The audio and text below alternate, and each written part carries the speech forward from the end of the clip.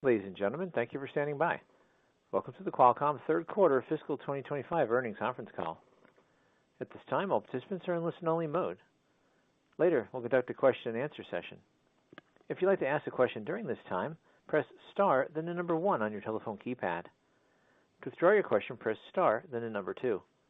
If you're using a speakerphone, please pick up your handset before pressing the numbers. Please limit your questions to one question and one follow-up. As a reminder, this conference is being recorded July 30th, 2025.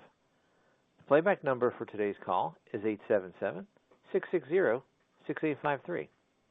International callers, please dial 201-612-7415. The playback reservation number is 137-54332. I would now like to turn the call over to Mauricio Lopez-Hodoyan, Vice President of Investor Relations. Mr. Lopez-Hodoyan, please go ahead. Thank you, and good afternoon, everyone. Today's call will include prepared remarks by Cristiano Amon and Akash Palkhiwala. In addition, Alex Rogers will join the question-and-answer session. You can access our earnings release and a slide presentation that accompany this call on our Investor Relations website. In addition, this call is being webcast on Qualcomm.com, and a replay will be available on our website later today. During the call today, we will use non-GAAP financial measures as defined in Regulation G, and you can find the related reconciliations to GAAP on our website. We will also make forward-looking statements, including projections and estimates of future events, business or industry trends, or business or financial results. Actual events or results could differ materially from those projected in our forward-looking statements. Please refer to our SEC filings, including our most recent 10-K, which contain important factors that could cause actual results to differ materially from the forward-looking statements. And now to comments from Qualcomm's President and Chief Executive Officer, Cristiano Amon. Thank you, Mauricio, and good afternoon, everyone. Thanks for joining us today. In fiscal Q3, we delivered revenues of $10.4 billion and non-GAAP earnings per share of $2.77, which was near the high end of our guidance range. Our chipset business delivered revenues of $9 billion, reflecting strength in automotive and IoT and ongoing growth in handsets. Automotive and IoT revenues increased 21% and 24% year-over-year, respectively. Our licensing business revenues were $1.3 billion. Our momentum in automotive and IoT is the result of strong execution of our growth and diversification strategy.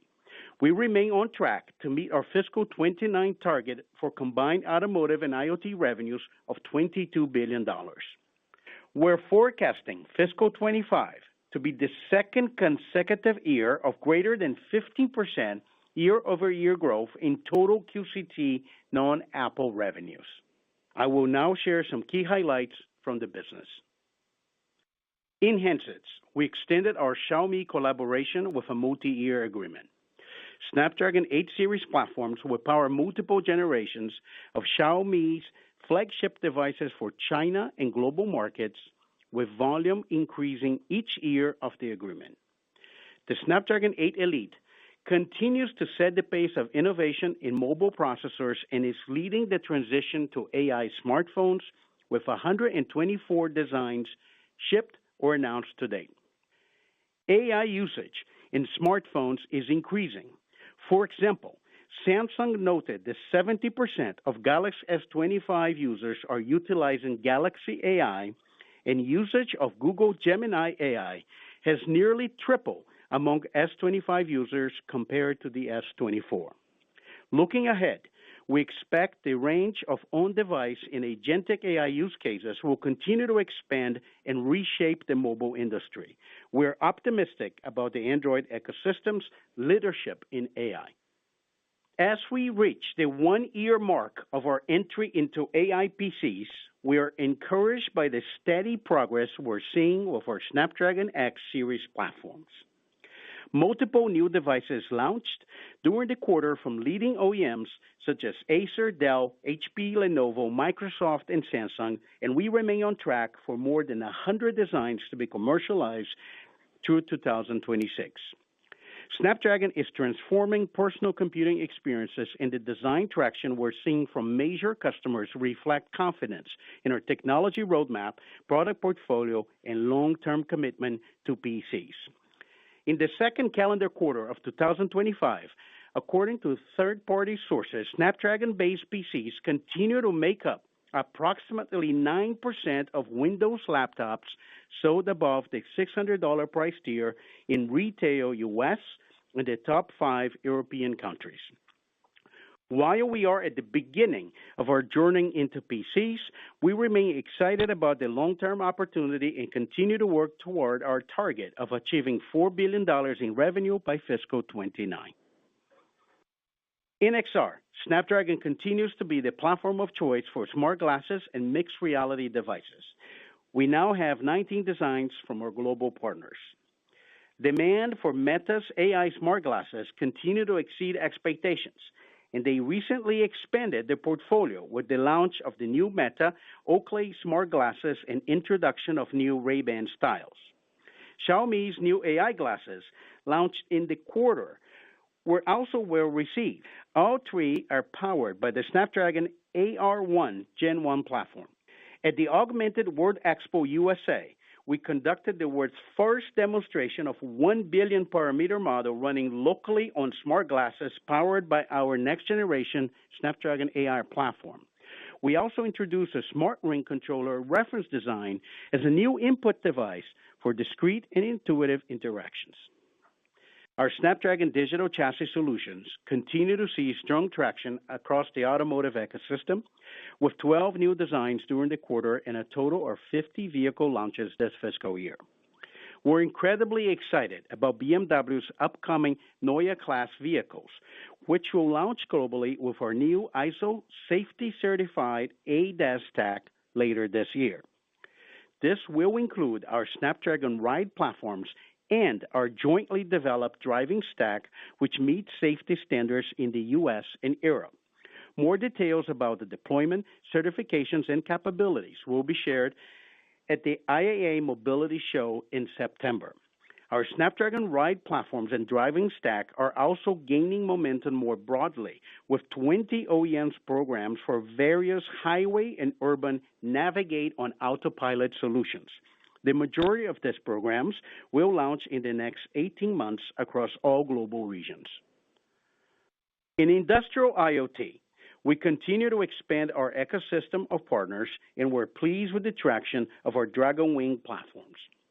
At Computex, we announced new collaborations with DigiWin and Itina to utilize our AI on-prem appliance solution and AI inference suites for enterprise automation. We also expanded our work with IBM on their Maximo AI assistant powered by Watson X AI. Our broad range of OEMs and partners now includes companies such as ASUS IoT, Dell, Everfocus, iBase, Lenovo, Deloitte, eEnd, Humane, Palantir, and many others. We're also gaining traction with our industrial-grade Dragon Wing IQ series with up to 100 TOPS of AI inference performance, as well as the Dragon Wing Intelligent Video Suite, a platform designed to extract intelligence from any video frame and create intelligent reasoning workflows for enterprises across many verticals. We've also seen continued strength in edge networking, driven by strong demand for Wi-Fi 7 gateway platforms across retail and carrier customers, and for 5G-enabled fixed wireless access platforms for our carrier customers. Now, I would like to provide an update on our expansion into the data center. This represents a new growth opportunity for Qualcomm, and is a logical extension of our diversification strategy as we continue to demonstrate leadership in CPU performance and NPU efficiency.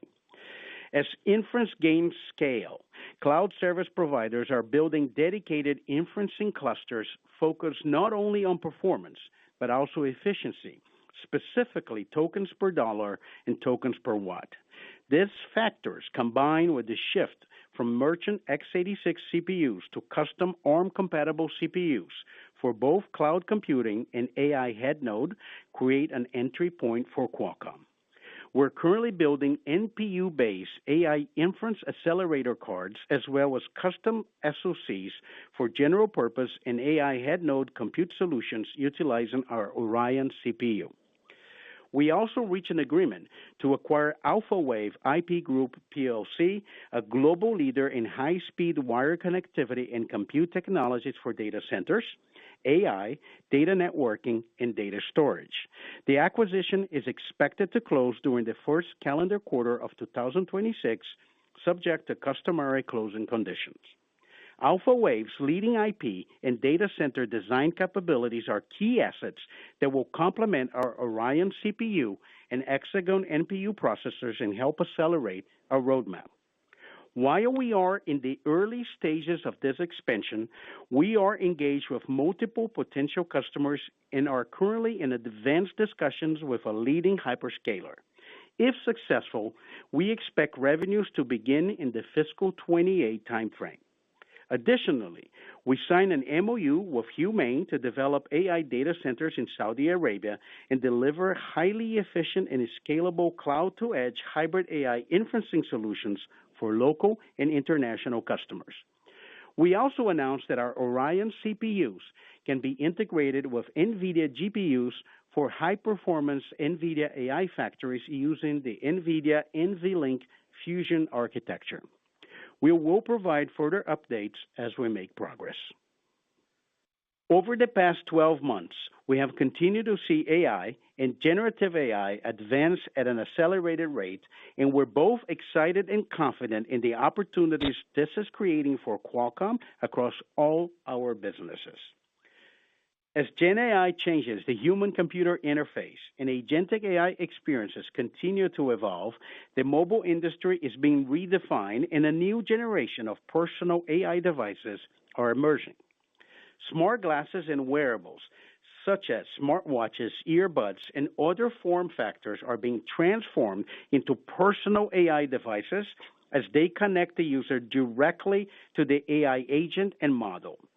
These devices are quickly transitioning from simply extending smartphone experiences to now providing new and unique personalized AI and agentic use cases. These devices will evolve independently of the smartphone ecosystem and become a significant opportunity. Given our technology leadership in mobile, XR, and wearables, and the breadth of our P and product portfolio, we expect to be the industry preferred solution provider in this new category. Specifically, personal AI devices will require Snapdragon's always-on cloud connectivity, 5G and micro-power Wi-Fi, power-efficient processing, on-device AI, best-in-class imaging, audio, video, sensors, and context capabilities. Meta AI smart glasses are currently the best example of personal AI. We're very optimistic about the trends we see in this area, with major AI players, application developers, and device makers investing in this space. Physical AI is another technology that is reshaping industries and creating new opportunities, particularly in robotics. Robotics require high-performance computing, including powerful on-device AI, extended battery life, reliable connectivity, a higher level of silicon integration, and advanced computer vision and sensor fusion to interpret and understand real-world information in real time and make decisions locally. These requirements are perfectly aligned with our strengths in our technology and product portfolio. Our right to play in this new segment is similar to our expansion into automotive. Furthermore, our experience in industrial and safety-grade silicon, perception and sensing technologies, and ADAS and autonomy provide a very competitive foundation to develop highly differentiated solutions for autonomous robots, next-generation industrial automation, and humanoid robotics. We're incredibly excited about this opportunity, for which third-party estimates indicate a potential TAM of $1 trillion in the next decade. I would now like to turn the call over to Akash. Thank you, Cristiano. Good afternoon, everyone. Let me begin with our third fiscal quarter results. We delivered revenues of $10.4 billion and non-GAAP EPS of $2.77, which was near the high end of our guidance range. QTL revenues of $1.3 billion and EBT margin of 71% were above the midpoint of our guidance. QCT delivered revenues of $9 billion and EBT of $2.7 billion, with year-over-year growth of 11% and 22% respectively. QCT EBT margin of 30% was at the high end of our guidance range. QCT handset revenues increased 7% year-over-year to $6.3 billion, reflecting strong demand for premium-tier handsets enabled by our Snapdragon 8 Elite platform. QCT IoT revenues grew 24% year-over-year to $1.7 billion. The outperformance relative to expectations was driven by increased demand for our Snapdragon AR1 chipset, the clear industry leader in emerging AI smart glasses category. We delivered another record quarter in QCT Automotive with revenues of $984 million, an increase of 21% year-over-year, driven by content growth in new vehicle launches with our Snapdragon digital chassis platform. Lastly, we returned $3.8 billion to stockholders, including $2.8 billion in stock repurchases and $967 million in dividends, aligned with our commitment to return 100% of our free cash flow in the fiscal year. Before turning to guidance, a quick reminder that our fourth quarter in fiscal 25 includes 13 weeks relative to a 14-week quarter in the year-ago period. For the fourth quarter, we are forecasting revenues of $10.3 to $11.1 billion and non-GAAP EPS of $2.75 to $2.95. In QTL, we estimate revenues of $1.25 to $1.45 billion and EBT margins of 69 to 73%. In QCT, we expect revenues of $9 to $9.6 billion and EBT margins of 27 to 29%. We anticipate QCT handset revenues to grow approximately 5% sequentially, consistent with typical historical trends, despite lower Apple revenues. We estimate QCT IoT revenues to be flat sequentially and QCT Automotive revenues to reach $1 billion in the fourth fiscal quarter. Lastly, we estimate non-GAAP operating expenses to be approximately $2.35 billion in the quarter.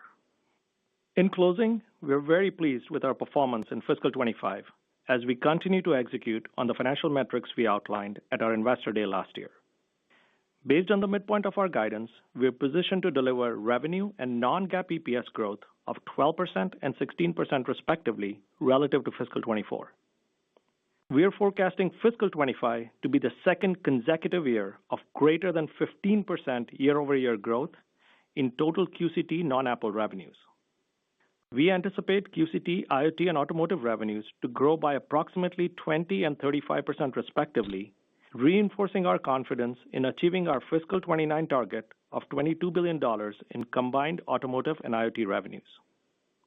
We are pleased to see our customer relationships strengthening during a time of global trade volatility, including the upcoming global ADAS launch with BMW and the recently signed strategic agreement with Xiaomi. We remain focused on maximizing shareholder returns by executing across a broad range of growth and diversification opportunities while maintaining operating discipline. Lastly, I'd like to invite you to tune into our upcoming Snapdragon Summit event taking place on September 23rd to 25th to learn more about our technology leadership and new product launches. This concludes our prepared remarks. Back to you, Mauricio. Thank you, Kash. Operator, we're now ready for questions. Thank you. To queue a question, press star, then the number 1. To withdraw your question, press star 2. If you're using a speakerphone, please pick up your handset before pressing the numbers. One moment, please, for the first question. Our first question comes from the line of Joshua Buchalter with TD Cowen. Please receive with your questions. Hey, guys. Thanks for taking my question. I wanted to start with the handset market. I think you just spoke to 5% growth in the September quarter, despite the lower share that you communicated at Apple. Can you speak to the drivers there? I mean, I think Xiaomi was up meaningfully in the quarter, which is typical in the June quarter. But I think investors are worried about some level of pull-ins. Are you seeing any evidence of that specifically related to China? Thank you. Hi, Josh. It's Akash. We're not seeing any evidence of pull-in. I think the upside that we guided in the September quarter in handset revenue stream is really driven by our new product launch. As I mentioned in my prepared remarks, we're going to announce our new chip at the end of September, and we are already working with several OEMs for launch of new devices based on a tremendous interest in it. And what you're seeing is really people getting ready for launch of new devices. Got it. Thank you. And to follow up, I wanted to ask about the data center business and the hyperscale engagement you mentioned specifically. Any details you can give us on the scope of that engagement? Is that for an ARM-based CPU? Is it an accelerator? And you mentioned fiscal 2028 as potential if that converts. Is that the right time frame to think about contribution from your data center business more broadly at other customers as well? Thank you, and congrats on the results. Thank you, Joshua. This is Cristiano. Well, we can't really disclose more other than what we said in the script. We are in advanced discussions. We have been executing on a product. As we said before, we always felt that we had IP that were very relevant to the data center. I think the AlphaWave provides complementary IP, allow us to build custom SoC products, and we're pleased with the way we're developing this. I am sure we'll be able to share more as we probably conclude some of those discussions. Our next question is from the line of Samik Chatterjee with J.P. Morgan. Please receive your questions. Hi. Thanks for taking my questions. Cristiano, maybe I can follow up on the data center roadmap here, or the sort of thought process and strategy around it. Less so maybe timing, but in terms of how do you envision sort of AlphaWave integrating into the sort of portfolio, the stack capability that you have currently, and in relation to just thinking about sort of how you're going about selecting customers that you want to approach for this, what's typically sort of a in terms of thinking about customization relative to standardization of the chipsets, how you're sort of thinking about deal sizes that would make sense for you in the longer run for this business. Any thoughts around that? Thank you. And I will follow. Very good. Thank you for your question. I know there's a lot of topics in that question. I'll try to probably give an overview. As we said it before, and we said in the script, we have been focused on building two products. One is ability to leverage our CPU asset, and that happens in two situations. One, of course, is a general purpose CPU. We've been very focused on hyperscalers that have first-party workloads for ARM-compatible CPU. The other one is the head unit for inferencing clusters. As AI starts to get scale, and we'll really look of how we're starting to see inference taking over training. There's a new dynamic in the marketplace, which is about ability to be efficient with tokens per dollar as well as energy. That creates an opportunity for us. For that, we have been building accelerator cards, and we will be building a rack as well. And those are the two areas that we're building product roadmap. We're very focused on customers. They have the ability to put first-party workloads or inferencing cluster. The AlphaWave IP is important. It provides us the ability to scale out and provide connectivity. We believe it's leading connectivity in the industry. And that should inform you the type of customers that we've been focusing on. We think there's a very large TAM. As you know, there is an opportunity for Qualcomm to play if you have leading IP. Of course, as this is a new market for us, and we have been planning for it, we're going to be very careful about making disclosures. We're going to wait until they become factual, and we're excited about the engagement we have today. We are in advanced negotiations with one significant customer, and hopefully that creates a halo effect that could validate our platform and create other opportunities down the road. Thank you. Thank you for that. And for my follow-up, in the handset business for the fiscal 3Q here, you had 7% revenue growth year over year, which I think did sort of miss modestly your getting to last quarter for about 10% growth. So maybe if you can share any color in terms of if you did see any parts of the market that were weaker than you expected in the quarter, and then maybe similarly when I think about your guidance for fiscal fourth quarter here, it looks like you're getting to about a high single-digit growth, even with the impact of Apple. So maybe can parse that out in terms of this, where the strength is, because that seems like a pretty robust number for fiscal fourth quarter, even with the loss of Apple revenues. Yeah, Samik, it's Akash. On the third quarter, we had a slightly weaker mix than we had expected. As you know, that this is a quarter that is seasonally weaker for us as there are no flagship launches. And that mix is really, the weaker mix is more than offset by the strength you're seeing in the September quarter, where, as I mentioned earlier to Josh's question, we're launching the new chip. We have flagship launches coming in at the end of the quarter, and we're seeing the demand increase because of that reason. Our next question comes from the line of Stacy Rasgon with Bernstein Research. Please proceed with your questions. Hi, guys. Thanks for taking my question. Given the guidance into September, but the dynamics around Apple and everything else, I mean, what would you consider normal seasonal into December quarter, and how should we think about drivers as you currently see them against that seasonal trend? How should we expect things? If there's anything else funky going on in December that we should know about that would influence results versus what might be more typical. Yes, Stacy, it's Akash. Assuming you're asking about the December quarter, we expect normal revenue seasonality for all businesses. Of course, adjusted for the lower share in Apple phone launches that we've previously discussed, but nothing else to highlight in all other businesses. I mean, what would you consider normal seasonal then? Well, we're not specifically guiding the quarter at this point, but I think you've seen a trend in the last several years, and you'd expect the same quarterly trend, just adjusted for the lower Apple volume for the share we've provided. Thank you. Our next question is from the line of Joe Moore with Morgan Stanley. Please proceed with your question.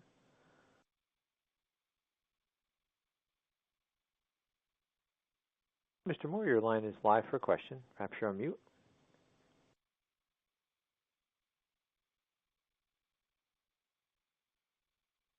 Thank you. Our next question will be from the line of Chris Caso with Wolfe Research. Yes, thank you.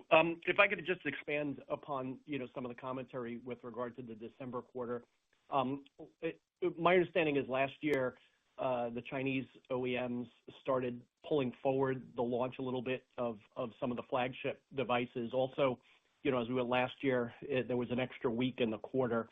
So, and I guess maybe just some more granularity on the puts and takes on December, taking that into account. How much of a lift is that in the December quarter, and then does that turn into a more of a headwind as you go into the March quarter? Yeah, I think, Chris, the business remains very strong. So whether you look at the Android business, automotive, IoT, all the trends continue with the growth rates that we've previously outlined for the business. So there's nothing significant or unique that I want to point out there. I think we've talked about the Apple share dynamic, so that is a factor. But outside of that, I think you should think of this as a very strong quarter for us. Seasonally, the strongest quarter for us is December, and that'll still be true regardless of the lower Apple share. Got it. Okay. If I could follow on with the data center business, and understand that you can't talk so much about some of the progress and design wins that you hope to have on that until they become factual. What about from a spending side? And moving into a new line of business, what's going to be the impact on spending? And then as AlphaWave closes, what will be the effect of that on sort of revenue, expenses, and EPS? Yeah, so from a spend perspective, Chris, the way we've managed OpEx over the last several years, you've seen us very small growth in OpEx over the last 4 years. And the way we've managed it is really kind of absorbing the salary increases and reallocating existing spend towards diversification and growth. And really the hiring as we go forward is really going to be focused on new skills that are required to execute on our plan. And so to the extent that there are new skills required to execute on the data center diversification assets, we will invest in that. But outside of that, we plan to be pretty careful managing OpEx going forward. Our next question comes from the line of Ross Seymour with Deutsche Bank. Please proceed with your questions. Hi, guys. Thanks for letting me ask a couple questions. Just want to get into the OEM side. Akash, you've been very clear about what's happening on the Apple side of things, but recently you've seen Samsung launch a couple models with its own processor. I just wondered, how do you compare and contrast that against the x85 that you guys are rightly excited about going forward? Do you think you will maintain the 100% share on the Galaxy S generation, or is that decision not quite made yet? Any color on that would be helpful. Hey, Ross, thanks for the question. We have been talking about the framework of our relationship with Samsung, and we have been executing multi-year, multi-generation agreement with Samsung, and we have defined the new baseline of our share in the order of 75%. Anything above that is upside. So that's our planning assumption. And when we outperform, I think we end up, you started to see what you saw in Galaxy S25. Competing against the Samsung own platform is nothing new for Qualcomm. We've been doing that for decades. But I think historically, we have seen a relationship with Samsung continue to move up to highest level of share. And that's the baseline assumption. 75% is the baseline. That's the contractor share. Everything above that is upside. Thank you for that color. I guess as a follow-up, and it probably would align to that also within handsets, you've talked about at least the premium tier, flagship tier, of having roughly double-digit ASP or content increases going forward with all the capabilities that you're offering. Does that still hold true? Does it accelerate, decelerate with the x85? Just any update on that would be great. Yeah, so if you think about our Android business in the fiscal 25, it grew over fiscal 24 by approximately 10%. So that is higher than the target we'd set at Investor Day. And it's a reflection of the strength of our roadmap, our competitive positioning, and the fact that this is a market where the volume is moving up to higher tiers where Qualcomm has a very strong position. The other thing I just want to highlight is we did give a metric both in mine and Cristiano's prepared remarks, is over the last 2 years, kind of our non-Apple revenue stream in QCT has grown annually at more than 15%. So that should give you a key benchmark as you think about how the company is positioned to grow going forward as well. And this aligns with the fiscal 29 targets we set at Investor Day. The next question comes from the line of Tal Liani with Bank of America. Please proceed with your questions.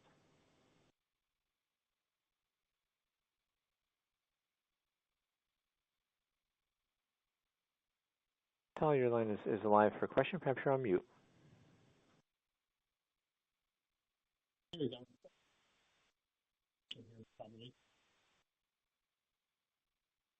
About China handsets.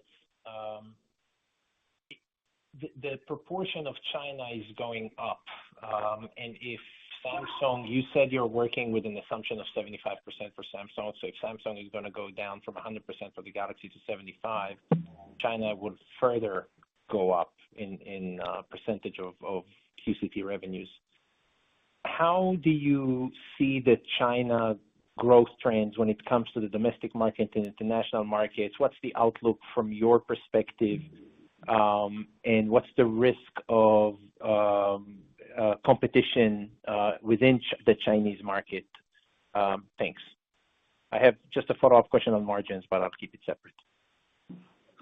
Tal, our position in China continues to be very strong. I think the evidence of that is the agreement that we announced with Xiaomi during the quarter.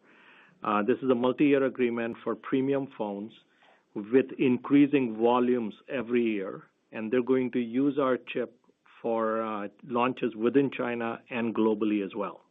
In addition, they'll also be the first OEM to launch with our next Snapdragon 8 Elite chip, which comes out over the next couple months. And the relationship really has expanded over the last couple of years. We've gone from phones to automotive. They introduced smart glasses with our chips, wearables, tablets. So it's a very broad relationship, and it's just an example of relationships we have with other Chinese OEMs as well. So you should consider this as a very well-positioned, sustained business for us. Within Samsung, as you can see in fiscal in 2026, they launched most of their devices with our chip, but they did launch Flip with their own. And so we're slightly below 100% share. And as we go to next year, I think our agreement, as Cristiano outlined, carries over, and we're in a very good position to maintain our scale there as well.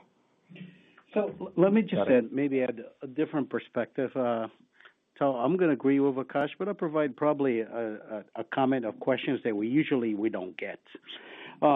Look, we have been doing business in China for 30 years. We actually started down at a 3G, and I think what we learned by doing business in China, we actually learned how to move at China's speed. And I think if you look at the position in Qualcomm in China, they only improve over the years. And as Akash outlined, not only we've been well positioned in the phone business, we're well positioned with some of the fastest growing OEMs in the auto business, and that is expanding now into industrial, into robotics, and other areas. So another way to look into this is Qualcomm has became a very competitive company and learned how to compete in China and have been serving well. I think the market we expect it to continue to be the case. Got it. Maybe just a question on margins, a quick one. I see that when I look at gross margin, operating margin, I see that there is you managed to maintain a very healthy operating margin despite the fluctuations in Apple revenues. So I just want to ask you a question I'm getting from investors quite often. What are the implications of the decline in Apple? What are the implications on margins? Are they positive or negative? Thanks. Yeah, I think we're very happy with the margin profile of the business. I mean, we will be at close to 30% margin this year, which is the target we've set for the long term. As you look forward, the growth opportunity that we have in auto IoT far exceeds the scale of the Apple revenue. So I think we have the ability to continue to grow revenue and manage the margin profile as a result of it. And so no change to our long-term target margin versus what we've said in the past. Thank you. Our last question comes from the line of Ben Reitzes with Melius Research. Please proceed with your questions. Oh, hey, guys. Thanks a lot. I appreciate it. I wanted to ask about the data center. You know, you're buying AlphaWave for $2.4 billion. You have big ambitions there, it sounds like, for FY28. What are your thoughts on doing having more of a tuck-in acquisition strategy there, or even going bigger, to get big fast and get a hold of customers if you have such great IP? I was just wondering if you kind of give your a little bit more of the strategy. Is it more AlphaWaves coming, or would you ever consider a bigger acquisition? Thanks. Thanks, Ben, for the question. Look, at this point, we're very focused on actually driving AlphaWave to closure and building our product roadmap. I think we feel that it provides the IP that is complementary to what we have and allow us to build a competitive position. This is a new initiative for Qualcomm, as I outlined, and like we have done for the rest of our business, as opportunity becomes available, we're always going to be looking how to complement the roadmap. Right now, we're really focused on driving AlphaWave to closure. All right, thanks. And can I just ask a quick follow-up on your comments around Gemini and Galaxy AI use and in the Android area? And can you just draw that out a little more? Obviously there's a perception that the Apple products are a little behind in AI, and what that means for you over the long term, whether you're really optimistic about that, maybe even past your fiscal first quarter, and just any bit more color there. Thanks. Yes. Consistent to what we have been saying, we're starting to see AI use cases on phones to gain traction.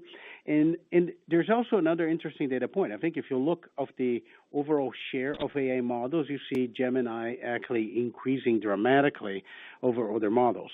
We We have seen, I think, the advantage of the Android ecosystem in terms of maturity of AI. As more and more use cases become agentic, or you started to see AI as part of the applications, I expect that it creates excitement about the Android ecosystem, expand its SAM, and it drives upgrade cycles. Those are all positive things from a mobile business. So I will think that what AI is doing is making connectivity more relevant again, especially because of voice utilization, is driving more computing, more capable devices, and is actually changing the use cases. And the rate of utilization, it's very encouraging. What I said in the call about 3x between Galaxy S24 and Galaxy S25, and I expect that to continue to accelerate. Thank you. This concludes today's question and answer session. Mr. Ramon, do you have anything further to add before adjourning the call? Thank you all for attending the call. I would like to thank our employees, our partners, and we appreciate following Qualcomm. We'll continue to execute on our strategy. We feel that the company is on the right trajectory, especially as we look for growth and diversification beyond handsets, and AI continue to be a great opportunity for us. Thank you very much. Ladies and gentlemen, this concludes today's conference call. You may now disconnect.